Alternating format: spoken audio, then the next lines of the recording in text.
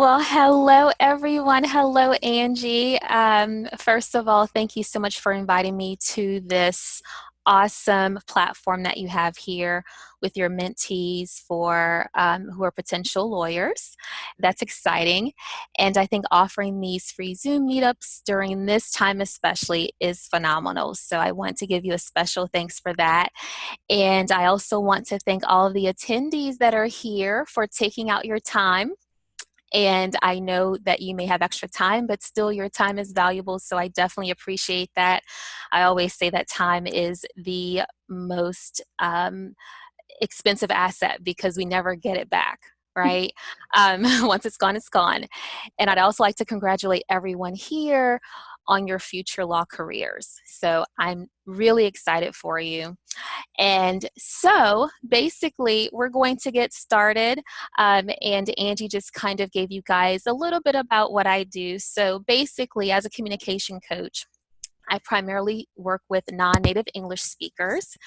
And basically, I help those non-native English professionals actually learn how to grow within the workplace, and we help them advance their careers through presentations, something as simple as emailing back and forth with professionals, preparing for interviews, and even navigating the social aspects within the work setting. Because since I began working some years ago, the focus has changed from having a certain skill set to being able to network and play with others, right? So the focus has shifted quite a bit. So those individuals who are coming in without having English as a first language, they're having to deal with the language barriers and figuring out those unspoken rules of the workplace, if you will. So that's what I do. Currently, and my background is in speech language pathology. I have been a speech language pathologist for the past 15 plus years. And so working with people that are learning English is a natural fit, although the people that I work with in my practice are individuals who actually may have some type of cognitive disability. The development of language is still the same. So I really thoroughly enjoy doing anything that's language related. Okay. All right. So should I just jump into the information, Angie? Yeah, go ahead and jump right Okay. in. Okay. Awesome. So basically, I actually ended up meeting Angie by networking, by practicing what I preach. Yay, Um, LinkedIn. on LinkedIn, right? Yeah. So a lot of people try to figure out, well, why is networking so important? I already have a job. I have my group of friends. I have my coworkers already. Why is it important to really put myself out there? Because it is so scary and uncomfortable, right? Um, but basically, as I said, I sent a message to Angie because she is in my network through someone else. I just was like, hey, this is what I do. I help non-native English speakers. Would you mind allowing me to link up with you on LinkedIn? And she's like, yeah, sure. And then she's like, hey, I'm doing this for these potential lawyers. Would you be willing to share your information? I was like, sure.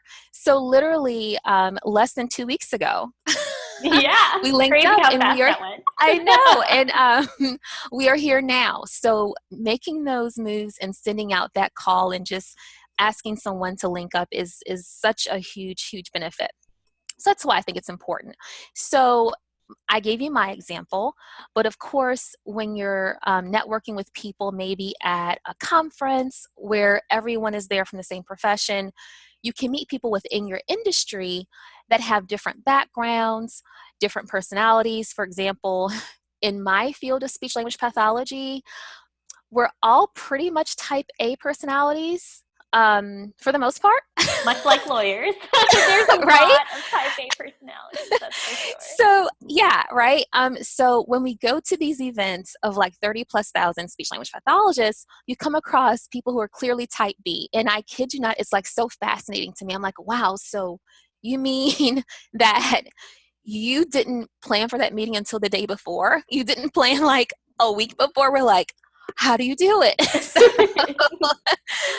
you start seeing that the people in your industry don't have to be cookie cutter. Not everyone's the same. And that gives you new life, right? It helps you learn that you can do your job different ways and have different personalities.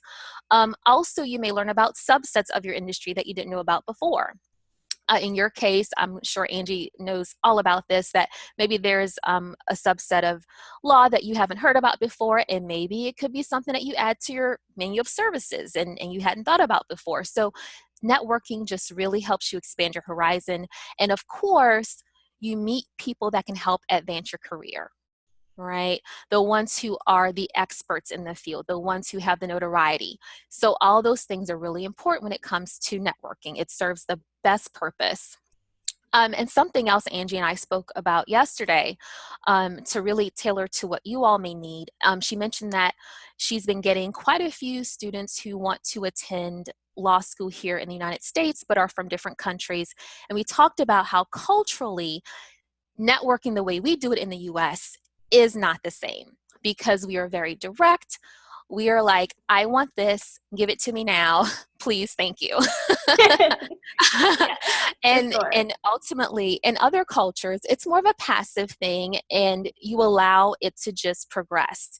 So hopefully, what I share with you now can help those individuals who are familiar with the cultures that we have here, how we're very direct, and hopefully I can maybe give you all the exact information that you need if you're not quite comfortable, whether it's because you're shy or just maybe there's a cultural difference. Maybe you'll walk away feeling more comfortable with making that first step. Okay. That sounds great. All right. Awesome. Awesome. So here's a little secret I want to tell you guys.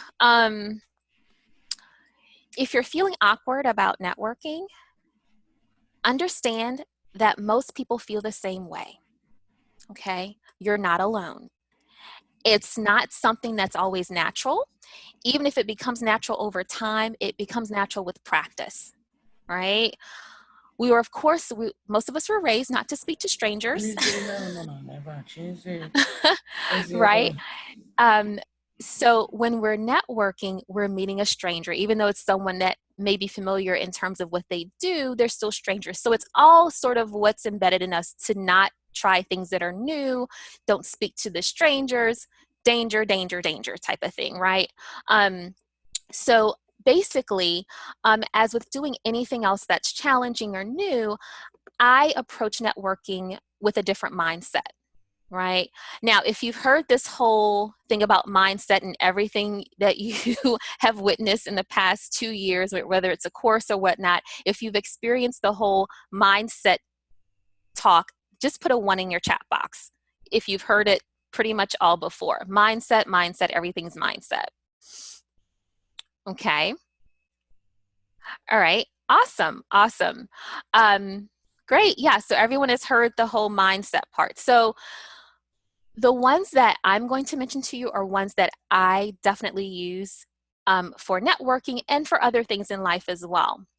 But hopefully they'll encourage you. And then we're going to move on to the actual types of networking and how to approach those. Okay, great. So yes, we have heard that term mindset, and it just seems very abstract, but it does in fact work if you're consistent. So I adjust my thoughts, right? So my first thought is, number 1, I must adequately prepare for all things. Okay. For example, typically when we're feeling anxious about something new, it's typically because we're not prepared. We don't know what to do, right? So think about a time when maybe you didn't study for a test, which we're all excellent students. I have always studied for tests. And with you all being lawyers, I'm sure it's in your nature to always prepare. But understand that the more you prepare, the more relaxed you become, right? So if you're adequately prepared for networking, you're going to see it as an easier thing, okay? Number 2, okay, we've heard the motto or the saying, practice makes perfect. For me, I've changed it a little bit. Instead, I say practice makes excellence, okay? You want to get to that point, not perfection, but I know what my level of excellence would be, right? It's better than the day before. It's better than it was 3 years ago. I want to get to my level of excellence, okay? And number 3, the final one I want to share with you is the reward is likely greater than your fear. Okay, so let's say that you are looking for a promotion. Okay, and you know who you need to get to, but you've heard rumors about this individual. They're not so warm and fuzzy. They're hard to get a hold of. All the factors are loaded against you, right? But when you think about that promotion and how the fact that if you have an increased income, it's going to give you more freedom to spend time with your family and friends, right? You won't work an 80-plus-hour work week. Okay, so when you always think about what's on the other side of fear, and in this case, we're talking about networking. And for some people, it is this serious, right? You're like, oh, just talk to the people. For some people, it's a huge deal. So you have to kind of set your mind in the right place. So if you think about what's on the other side of fear, then you'll be more motivated to take that risk, right? And if you think about the worst thing that can happen, the worst thing that can happen is them saying no. And I always see no as an opportunity to move on to the next thing. Okay, if you can't do it, okay, well, we can move on to the next thing. I can actually readjust and move on. Okay, and Angie, you can jump in whenever you want. I'm just kind of. Sure, yeah. Yeah, whenever you need to, feel free. So now we're into what are a few ways that we can network. Okay, and I've broken them down into two types, and we are familiar with the two types. We have the in-person, face-to-face networking, which has sort of shifted to the Zoom world because we're not able to get very close to people anymore. But when we're able to get back into the groove of things, we'll be able to use these again. Okay, so we have the in-person or face-to-face networking, and we have the online or digital networking. Okay. So basically for your in-person networking, the one thing that most professionals know about is going to the conferences, right? The ones you register for ahead of time, you pay a fee, you get your list of courses that you may want to go to, you highlight the ones that you want to go to, then you highlight your secondary ones. If the first ones are full, those are the ones that we see everyone at, right? So when you're attending a professional conference, you can in fact prepare for those, right? Because you have a list of the speakers that are going to be there, and you know who you possibly want to go and see speak, and you also know who you may want to actually say hi to after the presentation. Okay, so here we are, we're planning, right? We're being prepared, we're adequately preparing for it. It may seem a little bit extreme, but it works, as I did it with my last conference and had lots of great feedback and made lots of great connections. So ahead of time, you prepare who you want to go and see speak. You know who you want to have maybe a brief one-on-one just to put your face in front of theirs and just to give a personal greeting.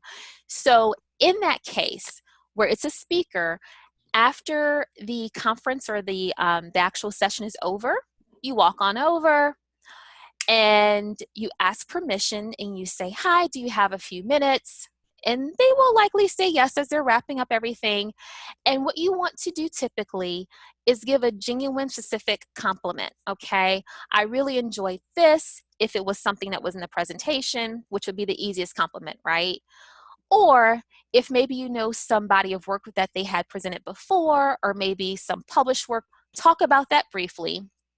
And then typically at these conferences, they have their contact information at the end of the presentation, an email address, or maybe their social media account links or something like that. So you would say, would it be okay if I email you about, or if I contact you about? So now you're preparing yourself to stay in connection and really make yourself stand out, right? And then what I always do before a conference, I make sure I have my collection of business cards. Now, some people, the younger people sometimes say, oh, business cards are so old school, they don't work. But if you have seen the newest business cards that are so sassy and beautiful, you will be more than happy to have this business card. So before the before the conference, I make sure I have enough business cards. I pack them in my luggage.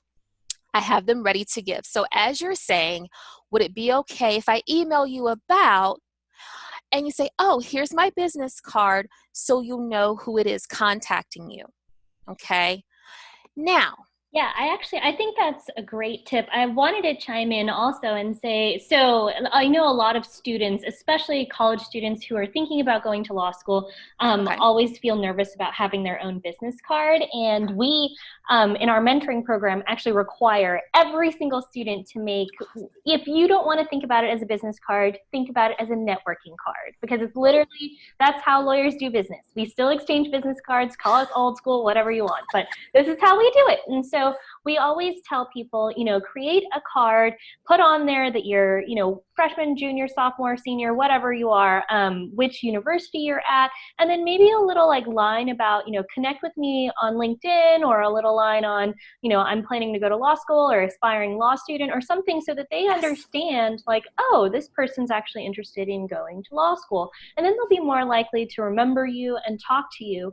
But absolutely, I think having a business card is essential. I also wanted to say, doing your research about people at conferences, absolutely. And you can totally do that now, even when you're going to these virtual webinars and stuff on, if you're seeing these virtual panels that people are putting together, or webinars or things like this, you can always message the presenters privately and sit and do the same thing and just say, I really enjoyed this. Can we connect afterwards?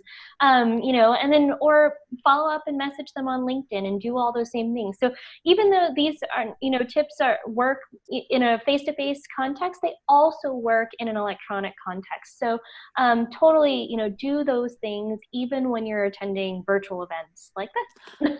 Absolutely, yeah. So if there's someone that happens to say something and you all may be in the same area or something, yeah, definitely. And you're definitely on the right track, and that's where I was headed. So you can transfer these to the virtual world, and who knows how long we'll have to do this, right? So it's important to really get comfortable with that approach. And as you said, it all transfers pretty easily. Thank you, Angie. That was perfect. That was perfect. So that's what happens when you're doing those connections. So you said contact them immediately after the virtual conference, right? Contact them immediately after you've seen them at the in-person conference. Email them and get it done, and then make sure you follow up afterwards, okay? Then also, in addition to those conferences, there are also networking for professionals. They have like networking events for professionals in certain areas. I've been to a few of those, and you meet people from other industries, which is always nice because you may need another service that complements yours, and you can meet with them. So I advise those. And finally, in terms of the in-person, this is pretty bold, right? But again, you're ready with the business card. And here's a tip. Okay, gentlemen, find a place to keep your business card that is easily accessible. Your pocket, you don't want to have to root for it. You want to come out kind of like the Matrix. You're like, oh, here's my card. And you want to make it a smooth transition, right? So you want to make sure it's accessible. You don't want to make it awkward. Oh, let me get my business card. Always have it in a place that's ready. For the conferences, I just make sure I have it in one of those mini bags that I'm carrying, and just to give it with ease. So that way you're prepared, you know exactly how it's going to happen. It takes a max of maybe 1 to 2 minutes for that interaction with that speaker. Okay. And the last part, whenever I'm going to maybe a grocery store, now I haven't done this in a while, obviously, but um, but I keep business cards with me. So even someone, a cashier, because with the speech language pathology, I work with children, and sometimes people may know a sister or cousin that has a child that has a need. So I may give my business card. I'm like, oh, hey, by the way, this is what I do. If you know anybody that needs services, here you go. So grocery store, coffee shop cashier. The really good ones are when you go to maybe a doctor's office, right? So you have other professionals who are familiar with maybe what you do. Leave a few business cards for people that work there, or even the top physician that runs the office. So those are just some things you can do. Okay. Yeah, I also wanted to note, whenever you're taking some, usually when you try to exchange a business card, somebody will give you their business card. Whenever they give you their business card, I always write a little fact about, what we talked about or something on their card, so that I'll remember, oh, this is where I met this person, or this is what they said to me, or if we agreed to meet up afterwards, I'll put that on the card so that I'll remember to ping them afterwards about it. So you can always use their business cards cards, to write things on there, notes for yourself. I mean, nobody's going to see the card but you. So, so it's always a good idea to try to make sure that you remember everybody, especially if you're at a massive conference where you're meeting Yes. thousands of people a day. I mean, it can be really overwhelming. So you really want to make it as easy as possible for you to remember these people. Um, the other beautiful thing now is that we have awesome technology on our phones that will allow us to capture the information off of business cards. So there are apps that you can download, like CamCard is a really great app where if you take a picture of the business card, it will automatically read all the information of the card and then enter that into your phone contacts. And so you can automatically keep all those things with you. So you no longer have to carry around boxes of business cards. You just have it in your CamCard app. And so I would highly recommend using apps like that that make it a lot more streamlined for you. And in CamCard, you can also take notes. So instead of having to write on the physical business card, you can always, capture the card and then write notes in there about where you met that person and what you guys talked about. So. I love that. Yes. Awesome. Awesome. Awesome. And some of the business cards you can do that. Is it a Q something? QR code? Yeah, the QR Yeah, code. so Yeah, that's you can one of the add. things that we recommend is having a QR code that actually goes to your LinkedIn profile or your personal website or your blog site or whatever it is that you want to promote about yourself. But we have our students put that on on their card as well. So.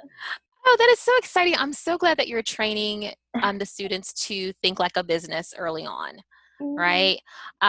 And that's what it's all about because you're promoting yourself, especially in the line of work that you all do. You may work for other companies, but you have to stand out, right? So that's so exciting. I love that. Yay. um, so now we're going to kind of get into, and just to kind of piggyback what you said about the online networking. And as she said, you want to do the same approach. Um, like with Angie, I could have just clicked the connect button and not said anything, right? But I made sure I sent her a message, let her know, hey, this is why I'm connecting. Same rule applies with Facebook, Instagram. You can send a direct message as you connect or right after you connect to say, hey, I like this about what you're doing on your page. I saw this live broadcast. Anything that has to do with what they have done on that particular social media site. Or as we said, if you're following up after maybe a virtual session of some sort, say, hey, I enjoyed what you said here. I'd love to link up, blah, blah, blah. Just as you mentioned, make sure that it's memorable, okay? And move forward from that. Yeah, but I Um, just want to say one thing about when you're messaging people to connect on LinkedIn. My kind of pet peeve is when people ask me for things already in that first reach out. So if you're already asking me to do edit your resume or do something in that oh, first reach right. out, I'm like, I'll accept those connections, but for me, I just feel like, oh, this person just wants something from me and they're not Right, really looking to connect with me in a genuine way.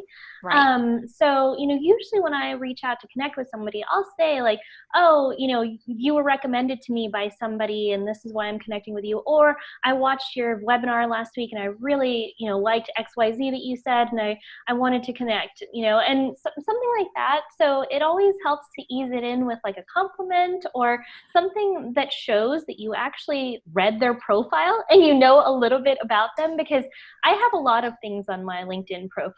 One of those things is that I'm a career coach, but that's not the core of what we do in our mentoring program. I do offer like career coaching services, but it's not really the core of our business. It's really kind of ancillary to all the things that are going on in our mentoring program. But I have tons of people reach out to me on LinkedIn saying, oh, I see that you're a coach. I help, coaches get high ticket paying clients. And I'm like, that's not really what I'm interested in. You know what I mean? So make sure you actually read through their profiles and see why do you want to connect with that person. It's important to be as genuine as possible when you're talking to people and to be authentic about why are you connecting with them. It doesn't help to just collect a whole bunch of connections for no reason. Okay, so people always say it's all about who you know, but that's totally not true. In this profession, it's not just about who you know, it's how well they know you. You can know them all you want. If they don't know that you exist, you're not getting that next promotion. You're not getting that next job that they hear about. You're not getting any of those opportunities.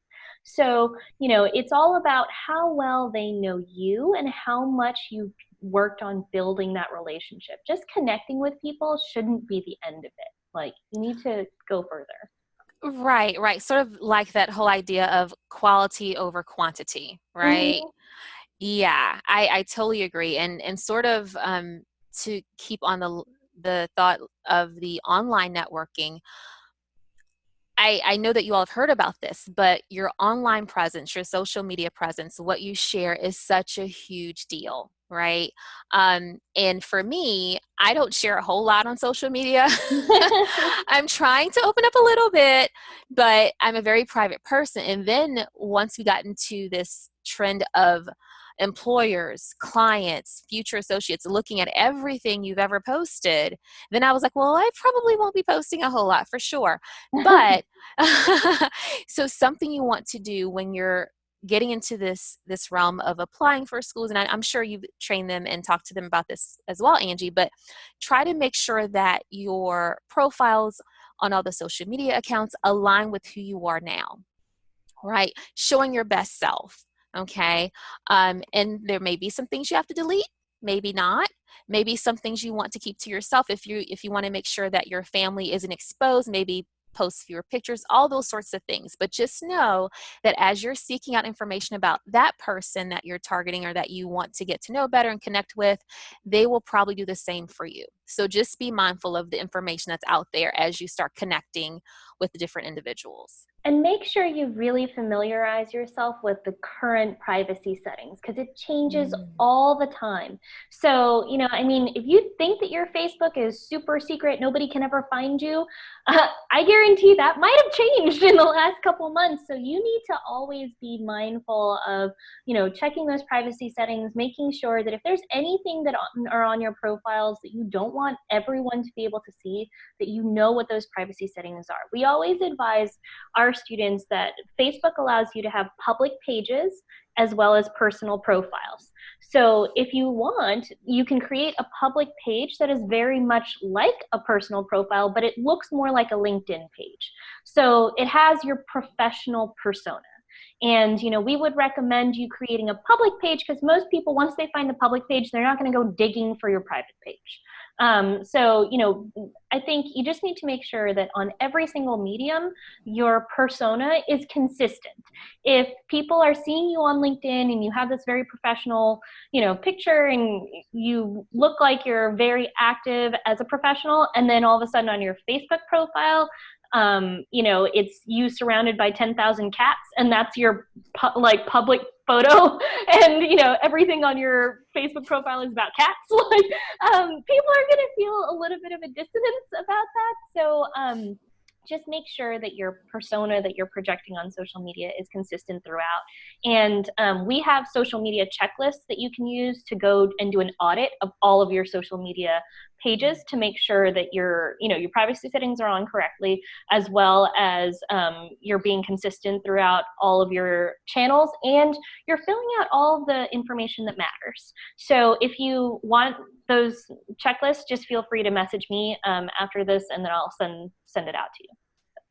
Oh, that sounds so valuable. I love that. I love checklists, you know.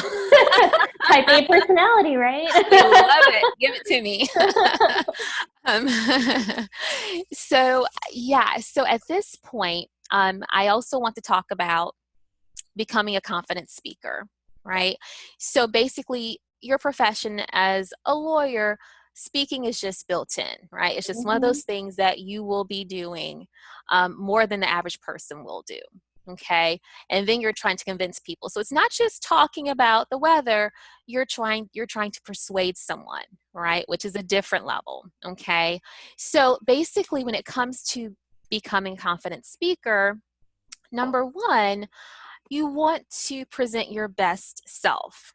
Whatever your best self is, you want to work on presenting that, whether it's your appearance, whether you have enough energy for the day, because you want to feel comfortable. Okay. And basically, people will mirror your energy. Okay, so make sure whatever you're giving out is what you want to receive back. So I think that's the first step. So it's not the actual act of speaking, but how do you feel before you're doing whatever it is you need to do? Okay, so that's number one for me, especially. Number two, which is something that I have to work on all the time, is speak more slowly. Okay. And I say this because typically when you're in a new situation, a high stress situation, your breathing changes and you start speaking faster and you don't even realize it's happening. So what I like to do is make sure I'm always aware of my speech rate. Okay. If I'm speaking too fast here, let me know because it may happen because it's new. But I'm making sure that I'm making a conscious effort to monitor my speech rate. Okay. So speaking slowly, it's arbitrary, right? So I don't mean to speak like this, like a turtle.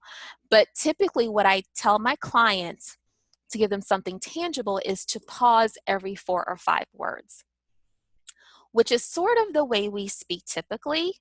It could be fewer words, but that brief pause gives you this sense of slowing down, allows you a chance to breathe, and then your listener has a chance to register what you're saying, okay? And this is something I especially tell my speakers of English as a second language, because if there is an accent that's there that's somewhat challenging to kind of like navigate around, if you are taking your time and doing those pauses, the listener has a chance to do those mental corrections. Okay. If you happen to mispronounce a word, if you happen to make a grammatical mistake, that gives me time to do the correction and still keep on with the conversation versus totally tuning out.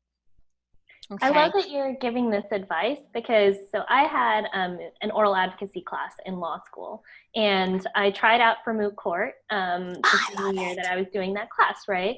And the feedback that I got from one of my professors was really harsh, but I needed to hear it. And he told me, he was like, I think that, after pausing and listening and trying to catch up with everything that you're saying, that you had really good arguments, but you went so fast that I couldn't keep up with them. And so he said, the as well as you might know your case, if other people can't understand you because you're going too fast or you're speaking too high in a voice or whatever it is that you're doing that's distracting them from that final message, you're not persuading them.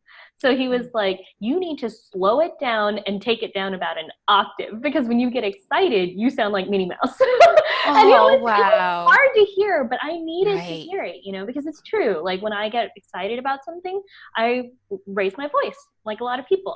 And so when I speak, and especially if I'm giving an oral argument, I write actually on the sides of my paper, slow down and Love it. deeper voice, because it's hard for people to capture information at the rate that you're speaking or at the rate that you're thinking. However fast that you're thinking, you have to slow that down when you speak. You also have to slow that down for people to listen. So I love that advice.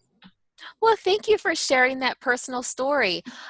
Yeah, and right, it was hard, but it was necessary, and you were able to take it. It was detailed enough for you to know what you needed to do, Mm-hmm. right? Which is always so valuable. I think giving feedback that specific is great, and he did it in love because these are people that you knew for a long time. But I'm excited that you were able to help yourself basically, and now you know this is something you need to have a reminder about because it's natural, right? When we're in a high stress situation, we want to talk faster because we want to get it over with and get out. It's like, get me out of here. I start breathing differently, and yeah, your voice may go up. It's just one of those things. But you're actually you kind of helped me get to this next point of speaking at an appropriate volume. Now, you mentioned that your voice got really high, which is what we refer to as pitch, but the volume is also important because if you are maybe someone who's typically shy, sometimes when you're meeting new people, you get even quieter, right? Or, Mm-hmm. and maybe culturally, you haven't been trained or it's not in your culture to maybe speak at a higher volume. But here where we live, people are a little bit louder, right? And sometimes when you have a louder voice, excuse me, that does relay confidence. Okay. We don't want to yell, but we want to make sure that we are um, relaying that what we have to say is important and that it's valuable. Okay. And that all ties into it. When I'm speaking too fast, people may not think what I have to say is valuable, right? So all those things play into the confidence as a whole. And I want So, to tie that into what you said about mirroring. So if you want to make your new contacts, if you're meeting people on in a one-to-one setting at a party, or where you're at a networking event and you're just talking to one person, if you want to make that person feel comfortable, mirror what they're doing. So if they're not giving out a ton of energy, don't come at them with 1,000 volts of energy. They're just going to be like, what's going on? So pay attention to how much energy are they giving off? What volume are they speaking at? Do you need to adjust yourself to bring comfort into your conversation for that person? Because I'm very extroverted. I'm very opinionated. I typically speak in a loud voice. But I notice a lot of times when my mentees are nervous, or they're scared, or they're anxious and they're being really quiet, I try to tone myself down so that I can make them comfortable, so that I can bring them out.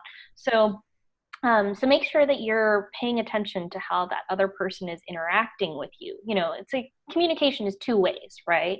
So don't just be thinking about what you're doing the whole time. Also pay attention to what they're doing. I love that. And yeah, and beyond just the individual that you're speaking to, read the entire room, Mm-hmm. right?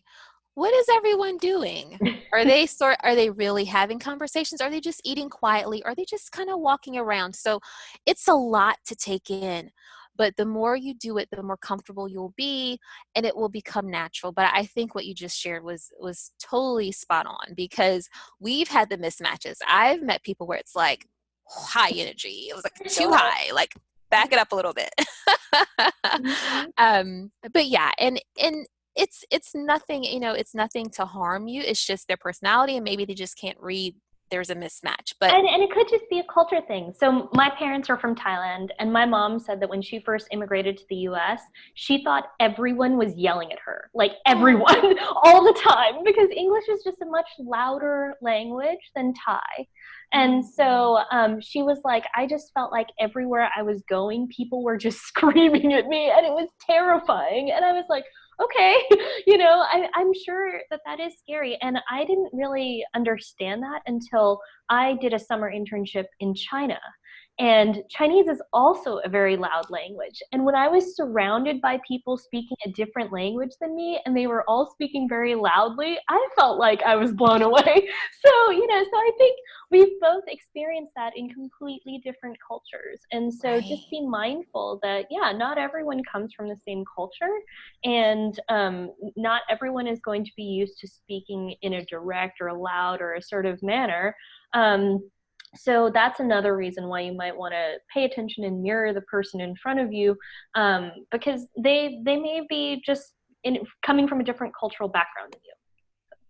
Right, absolutely. And you want to be sensitive to that. And yeah, and you mentioned having the mentees, and I've actually supervised first year speech language pathologists, and I've been doing this for over 15 years. And so when I need something, I simply send an email or I go and ask. Whereas they come in and like, oh, but Miss Verlencia, I don't want to do like wait. And then I had to think back to when I was a student, when all of that just was, well, they weren't students, they were first years after getting their masters, but I had to keep reminding myself I was not like this when I first started. My career went from school setting to the hospital setting, working with children at a children's hospital in my nearby city, working with neurological rehab.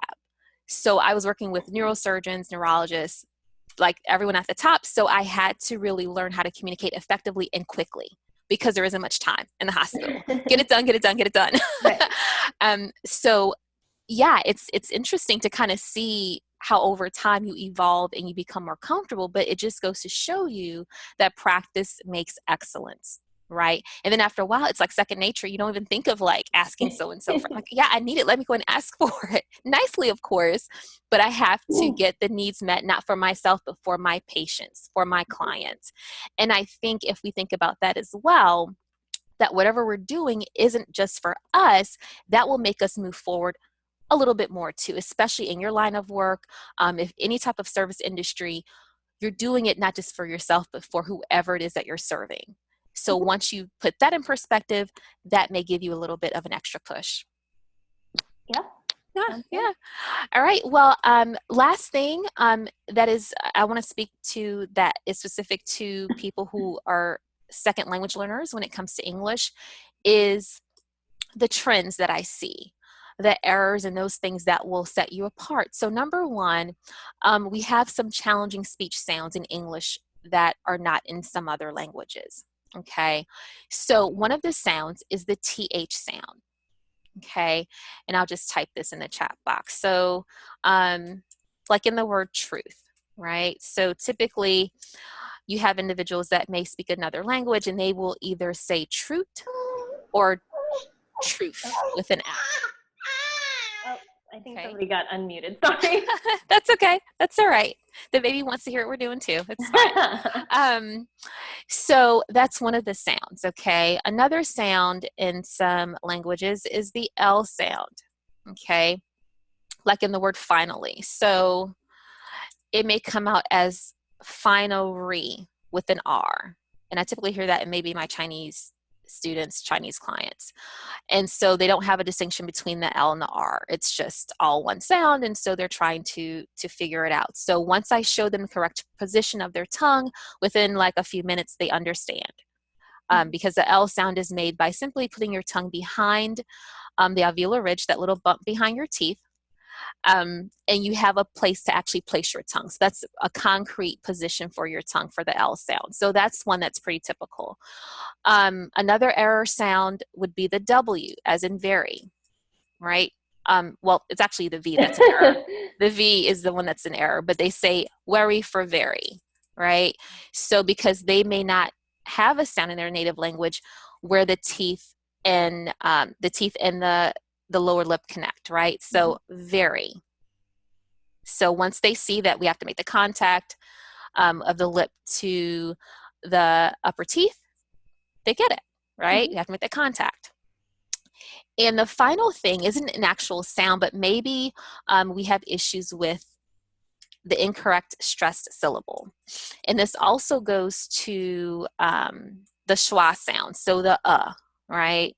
Like in the word amazing, amazing, the first part, the A is not a true A production like or A, but it's it's the schwa sound. So if you have a word like memory, instead of saying memory, they may say memory. Okay, so your O sound is actually the schwa, memory. So those things are pretty typical. And that's when you start hearing those differences. But again, doesn't change the message, but it is distracting. Kind of like if your voice is too high pitched, it's distracting. If you're too loud, it's distracting. Your message gets lost. So those are a few of the common errors that we see in the second language learners in terms of actual speech sound production. Okay, just checking our time here. Are we doing okay on time? Well, Okay. we've got about 10 minutes left, so I think I do want to open it up to Okay. Q&A. If people have questions, For sure. Feel free to chime in and ask them. In the meantime, I can go ahead and just share one quick tip for people who are talking to lawyers in particular. You know, I think, especially here in the United States, lawyers appreciate direct and candid communication. You know, we want to get to the point. Don't beat around the bush with us, right? We just want to get to the point and, you know, hear what you have to say. Most lawyers are always like, I'm very busy, I don't have time, you know, I need to just understand what it is you want and then give it to you and then go on. So as a student, when you're connecting with people, you have to be very mindful of your ask when you're talking to lawyers. Because if you ask them for a job and they don't have one, they're going to be like, oh, good, I can cut them off there. I don't have one. See ya. I'm never going to talk to you again. So don't come right out and ask for things as direct as that if that's not where you want it to go. If you want to just learn more about who they are, how they came to be who they are, what their career path was like, how did they decide which law schools to go to or apply to, or how did they navigate law school, ask for those things. Make sure that you're very particular about your ask, because people are not usually going to give you things you don't ask for. So just be very mindful when you're connecting with people in networking settings. All you have to be focused on is just getting one more meeting with them or one more connection with them. And so you can use these questions, these asks, as a method of doing that. Ask them for, one more meeting where you could ask them a little more about what their path was like. Ask them for one more meeting they could talk more about what their current role is like. So just be very particular in your ask. And it'll help you really build your relationships a little bit better. I haven't seen any questions in the chat box yet, so if Okay. anyone wants to just unmute themselves and ask, feel free to jump in. Yeah, I will love to ask a question. Yeah. Hi, Yeah. Marisol. Hi. Hi. Thank you for having this webinar in the first place. It's really helpful. Great. And yeah, and my question was actually about how you're saying how to keep up, like if you connect with somebody in LinkedIn and then you want to keep up like I guess in a relation, if you want to keep up that relationship, then how would you go about that? Would you like say like have a set of questions for the next time that you want to like interview them, or almost like just contact them every month or so? Well, first you're asking for the connection, right? And then after they Yes. connect, message them and say, thank you so much for connecting. I would love to learn a little bit more about you. Can we set up a Zoom call, or, can we set up some sort of meeting where I can ask you a few questions about who you are and, how you got here, and then try to set up that meeting. And then after that, try to work in things during that meeting that you can use to follow up with them. So ask them questions like, is there any sort of association that you recommend that I could join, or club, or something that I could join to learn more about this particular practice area, your specialty area? Or is there any sort of extracurricular activity that you would recommend that I do while I'm in undergrad? And then after you go and research those things, use that as a means to write back to them and say, hey, I really appreciated your advice that you gave me during your call about this.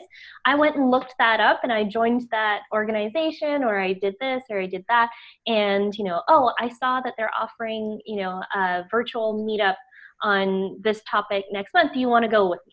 Or do you want to attend with me? Or, whatever it is. But try to find things during your conversations that you weave in that will allow you to follow up with them afterwards. Okay. Yeah. Does that make sense? Helpful. Yes. Yes. Yeah. Very good question.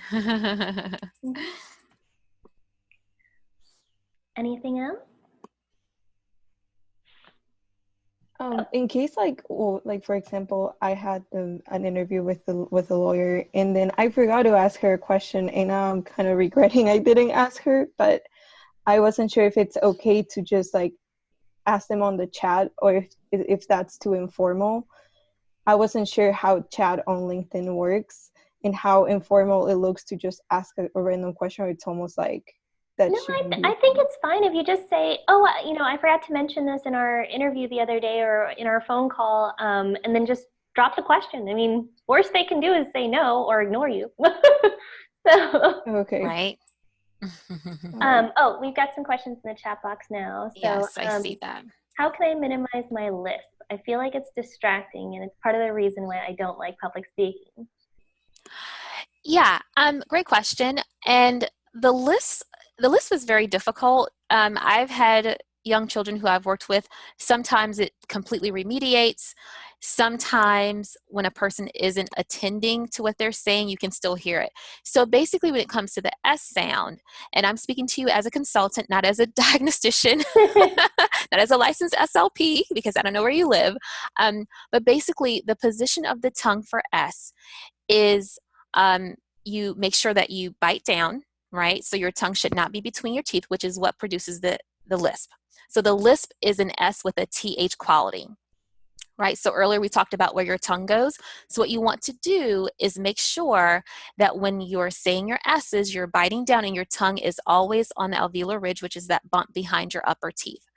Okay, so me telling you this is great, but some options you may have is to, in fact, maybe look for the help of a speech language pathologist in your area. Okay, speak to someone in your area about that, and maybe let them know that this is your area of concern, and maybe get some therapy. Even at this age, you may not need a whole lot, because you can probably remediate once you figure out what the targets are. Okay, and after some practice. But I would advise you to seek out a professional in your area to address that. And the luxury we have now is that most people are in fact using teletherapy, which was a new thing. I've been doing teletherapy for close to a year now in my private practice. But once we had this situation with the virus, most SLPs who are what we call brick and mortar, they actually became teletherapists. So this will be the perfect time to reach out and really feel comfortable and not really have to maybe go really far to an office, and see who's available in your area. Is that helpful? Awesome. Because normally as a native English speaker, you don't even think about tongue placement or, the ways that you say words. And I speak to a lot of people who speak English as a second language regularly. And when they ask me these things, I'm like, I wonder what sort of strategies I can give them. So this is really, really helpful. Oh, great. Yeah. I love articulation. Love it, love it, love it. Okay. How important is social media visibility for a lawyer, and how do we build this visibility? I think that you're going to get a lot of different answers on this depending on which generation the lawyer that you talk to is from. So I think I'm technically a millennial. I consider myself an older soul millennial, but I am a millennial nonetheless. I think, our generation, we grew up with social media. We're comfortable with it. We want to use it. We think it's skeptical when people don't use social media. Right. So I think if you're talking to somebody in their early 30s, late 20s, we're all going to say it's very important. If you're talking to a 40-year veteran lawyer, he's probably going to say, well, I didn't need social media to be as successful as I am, and that's fine. But I think, times are changing, and I think it's very important for lawyers to continue to keep on top of current trends, no matter what they happen to be. Technology is a huge one. And I think that social media visibility is very important. 85% of all legal recruiters and hiring managers are checking for LinkedIn. If you don't have a LinkedIn and you're, applying for a summer internship with a law firm or something, they're going to be like, who is this person? Have they been living under a rock? Like, where are you from? So you need to have a LinkedIn profile. You need to be engaging with it. Social media visibility, being visible to other people, is all about engagement. Throwing up a LinkedIn page is great and all, but if you never log in after that, it does no good for you. So you need to not only have a LinkedIn page, but every day you should be logging into LinkedIn and engaging, whether that's commenting on other people's posts, sharing posts, writing your own posts, writing your own articles, sharing other people's articles. I use 30 minutes in the morning, 30 minutes in the evening to engage with people on LinkedIn, and I usually shoot for 3 interactions. It has to be one of those things. Either I'm posting something, sharing somebody else's posts, or, interacting with somebody and commenting on somebody's posts. So I think it's really, really important that you engage. And building your visibility is all about, finding your niche, finding what interests you. What do you want to talk about? As a pre-law student, you can already start thinking about what types of law are interesting to you. If you don't know, go, connect and follow lawyers on Twitter, on LinkedIn, on different social media channels, and find out what they're talking about. And if you listen to one of their presentations and you cannot stay awake, you don't want to practice that area of law for 40 years. So you want to find types of areas of law that interest you, and then start following experts in that area. See what they're interested in. See what's the next thing that's coming down the pipeline. What are the current trends? And start writing about them, blogging about them, sharing articles about them, whatever it is that you're comfortable with. I have pre-law students. These are students in college, 17, 18 years old, that are already blogging about legal issues. So if you're thinking about, going into the law and you haven't started doing any of these things, start thinking about it. Because, you're never going to be able to grow your social media presence if you don't start somewhere. Put it up there, put your profiles up there, and then start engaging with people in whatever medium you decide to use. You don't have to use all of them. If you're comfortable with Instagram, use Instagram. If you're comfortable with Facebook, use Facebook. If you're comfortable with Twitter, use Twitter. A lot of students love Twitter because it's super short. So you have 120 characters. That's all you have to use to interact with people. So, but yeah, social media visibility, I think, is very important for lawyers. Excellent. All right. Well, we're at 1:00. So I don't know, Verlencia, if you have a hard stop or if you can stick around for a few more minutes. Yeah, I can stick around and I'll share my information. If you guys like the information and you want to have something to refer to, I have a handout available through my website, and I'll post the link to that once we're done. That way you guys can get it. If you want to drop your LinkedIn profile in the chat box, then people can connect with you, and I'll do the same. This is all of my contact information. There you have it. That's awesome. Everything. Does anybody else have any other questions? As an incoming undergraduate student who's new to networking and figuring out where I want to go, how do you recommend going about networking and seeking opportunities? Get involved. Join organizations. If your undergraduate university has a pre-law society, go join that. Start looking for bar associations in your area. Bar associations are literally associations of all lawyers. You have to be a lawyer to join them, but a lot of times they'll invite law students and pre-law students to their events.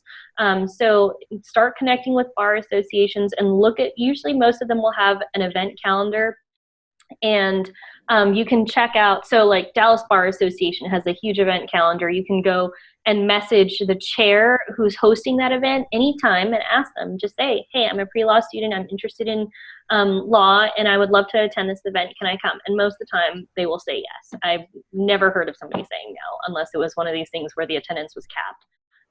But I think you need to start figuring out where lawyers are, and that's bar associations and networking groups for lawyers. So you can join, there's affinity groups. So if you are African American, there's J.L. Turner Association, there's the National Hispanic Bar Association, there's the National Asian American Pacific Bar Association. There's so many different groups for lawyers. There's also women's networking groups.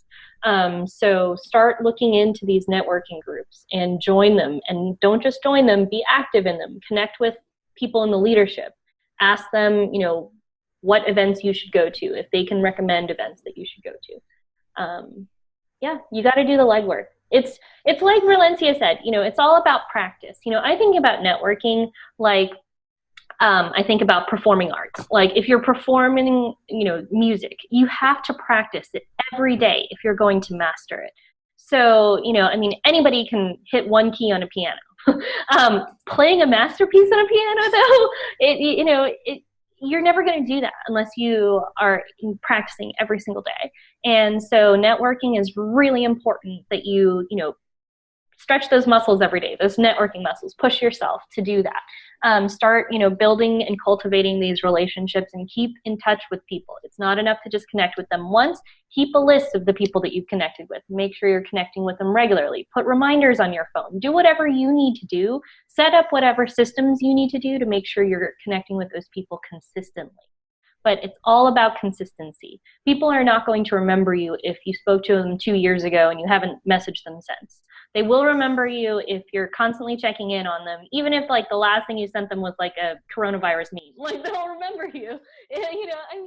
You have to keep connecting. So I think if you have other questions and you want to reach out to us afterwards, please feel free to connect with us. Verlencia dropped her information in the chat box, and you can reach out to me on LinkedIn. But thank you so much, Verlencia, for joining us today. This You're was welcome. super helpful. And Yeah, thank you thanks. for all the participants who were able to make it. All right. Thanks, everyone. I'm glad you all enjoyed it. Thank you so much, Angie. Guys, all right. Best of success. All right.